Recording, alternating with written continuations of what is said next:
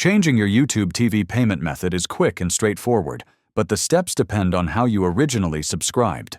Here's the clean, simple guide you can follow on any device. If you signed up through the YouTube TV website, start by opening a browser and visiting tv.youtube.com. Click your profile icon, go to Settings, and open the Billing or Membership section.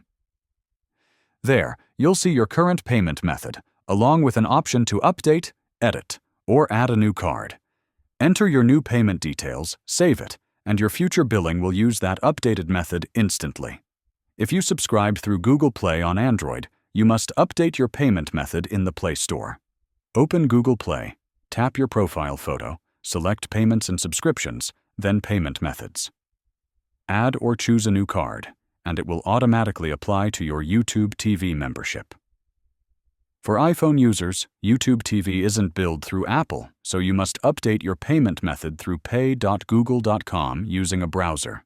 There you can add a new card, remove old ones, or set a default payment option.